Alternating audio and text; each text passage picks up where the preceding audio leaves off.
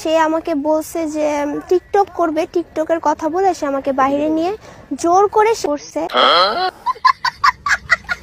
বাবা হতে পারবে কিনা আমার মনে হয় না যে পারবে। তুমি তো ছিল তার সঙ্গে, বাবা হতে পারবে না, আমার মনে হয় না পারবে। বাবা হওয়া সম্ভব, 100% সম্ভব। কি একখান বেতালার মধ্যে পড়লাম কন দেহি।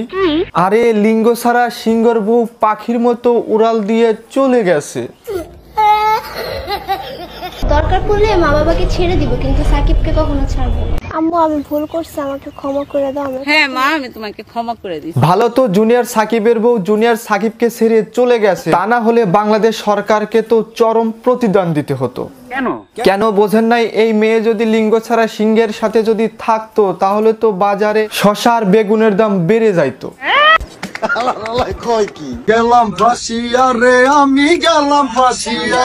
আল্লাহ ভাই করছি বিয়া, বউ যাচ্ছে ধোকা দিয়া। ধোকা দিবে না তো কি করবে? তোমার জিনিস তো অন্যজন কাইটটা নিয়ে গেছে। রাতে আমার এই গোপন অঙ্গটা কেটে হাতে নিয়ে চলে গেছে।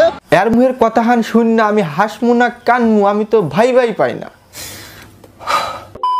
জুনিয়র সাকিবের সাথে আমার বিয়ে হয় নাই, সে আমাকে ব্ল্যাকমেল করে করছে। এটা কেমনে সম্ভব? বেটার তো এটাই নাই। জান, একজন কমেন্ট করছে এই মেয়েটা আসছে সাকিবের কাছে ভাইরাল হওয়ার জন্য। কি বলে সব? আমি কথায় না কাজে বিশ্বাসী, আমি কাজের প্রমাণ করে দেখাই দিই। কাম তো কইরাই হালাইছেন, এখন গরিবের সালমান খানের কি হবে? টাইম নাই প্রিয়, যতই নাটক করো।